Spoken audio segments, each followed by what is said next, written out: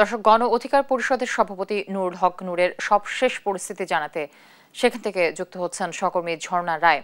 ঝর্ণা, নুরুল হকের চিকিৎসার ব্যাপারে কি বলছেন চিকিৎসকরা, কি আপডেট রয়েছে আপনার কাছে?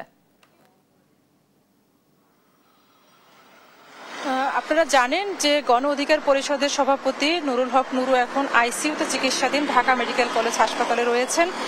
সেখানে চিকিৎসকরা আমাদেরকে বেরিয়ে জানিয়েছেন যে ওনার নাকের হাড় ভেঙে গেছে এবং উনি প্রচন্ড আঘাত পেয়েছেন মাথায়, যে কারণে মাথায় রক্তক্ষরণ হয়েছে এবং একটি মেডিকেল বোর্ড গঠন করা হয়েছে।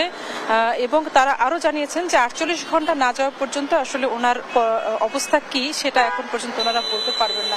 এদিকে এর আগে সকাল থেকেই বিভিন্ন রাজনৈতিক দলের নেতারা এখানে দেখা করতে এসেছেন। এখানে এসেছেন জোনায়েদ সাকি, উনিও কথা বলেছেন এবং এই ঘটনার নিন্দা জানিয়েছেন এবং ঘটনার সঙ্গে জড়িতদের গ্রেপ্তার এবং শাস্তির আওতায় আনার কথা বলেছেন। এবং বিএনপির স্থায়ী কমিটির সদস্য মঈন খান এসেছেন, মঈন খানও একই কথা বলেছেন যে 24-এ যে গণ অভ্যুত্থান হয়েছে সেটা গণতন্ত্র ফেরানোর অভ্যুত্থান ছিল, সেখানে নূরের ভূমিকা ছিল অন্যরকম।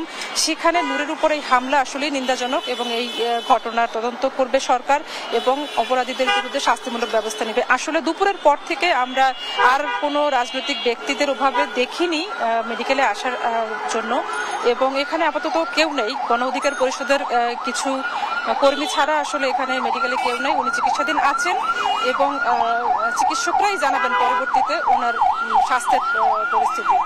ধন্যবাদ।